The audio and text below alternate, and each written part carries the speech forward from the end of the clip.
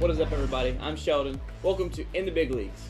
First things first, Super Bowl weekend is here, baby. The KC Chiefs and the Philadelphia Eagles will both suit up Sunday for Super Bowl 57, with the game kicking off at 3:30 p.m. Now, this Super Bowl is very special, especially to the Arizonans. Why, may you ask? Because Arizona is hosting it. Yep, that's right. State Farm Stadium is going to be packed this weekend, and I'm sure we'll see fans coming from all over the country to attend this special game. Now, these two teams both were the number one seed in their conferences entering the playoffs, and I think neither team needs no special introduction.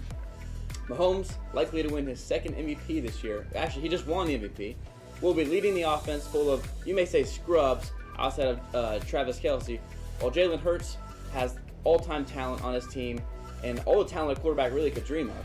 I think one of the most intriguing parts of this game is that Travis Kelce and Jason Kelce will face off.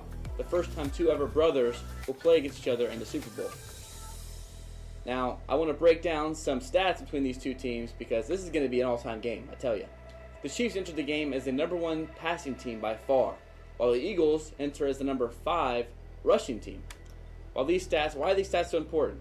Well, the Eagles have the best passing defense, and the Chiefs have the number 5 rushing yards allowed. So everything evens out. It's going to be a great offensive and defensive battle, and this is going to be crazy to see how these teams battle really on the offensive and defensive side throughout this game. Now, you all know me, I love my Broncos. I know the rivalry with the Broncos and the Chiefs can be pretty, intense sometimes. I want the Chiefs to win this game. I think this game will definitely mean more for Jalen Hurts in his career, down the line, because time and time again he's having to prove himself to the league, to his old college coaches, his high school coaches. Well, here's your ultimate chance. to stamp your name on the league for years to come.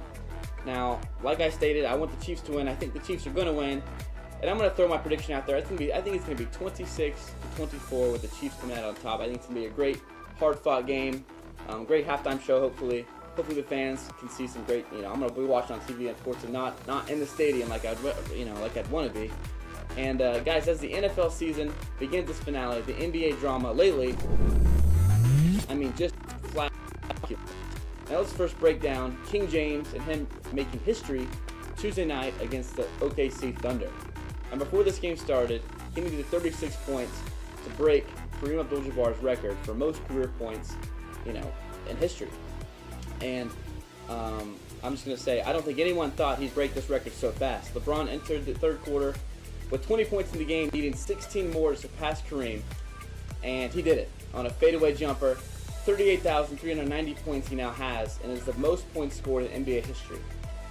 He scored 16 points in the third quarter, like I said, passed Kareem on a fadeaway jumper from the free throw line, which, it was a tough shot, he made it, and the celebration after was just fantastic. Everybody in the crowd was jumping, all the stands were going crazy, his teammates were going crazy.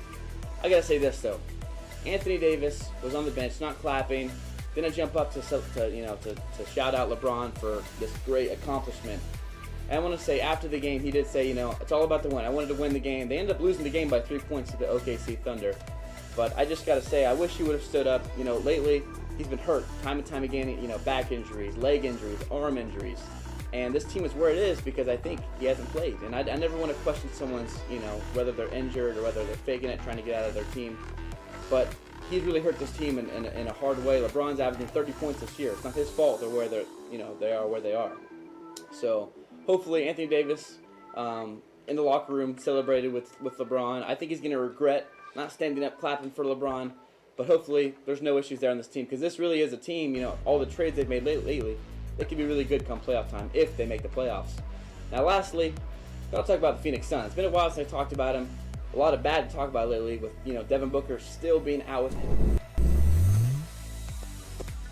Not disappearing. Well, we just got Kevin Durant from the Brooklyn Nets. And boy, am I excited. Kevin Durant, one of the all-time talents. I have a jersey from him on the Brooklyn Nets. I'm going to have to buy one for Phoenix because I love Kevin Durant, man. His game is so special.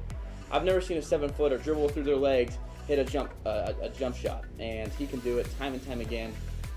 Obviously, we're going to have to wait to see both Paul, Durant, and Booker all play together on the court.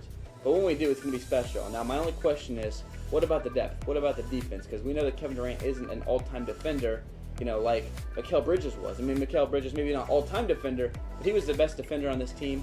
And we're going to lose that. We're also going to lose Cam Johnson on those, those corner threes, those side threes where he was just so deadly in. And when he got hot, he was hard to stop. But Kevin Durant obviously is going to fill that role. But I think this team could be a title contender.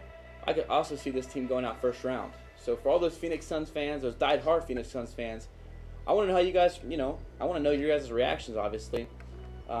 Last year in the offseason, we thought Kevin Durant might join the team. He ended up not joining the team, staying with the Brooklyn Nets. But now he's here. He's in Phoenix, still getting over an injury. Going to be a few weeks, maybe hopefully not, hopefully sooner or later we can see him play. I can't wait, though. But guys, that's going to wrap up our show today. This is In the Big Leagues. Catch us next time right here on hyfntv.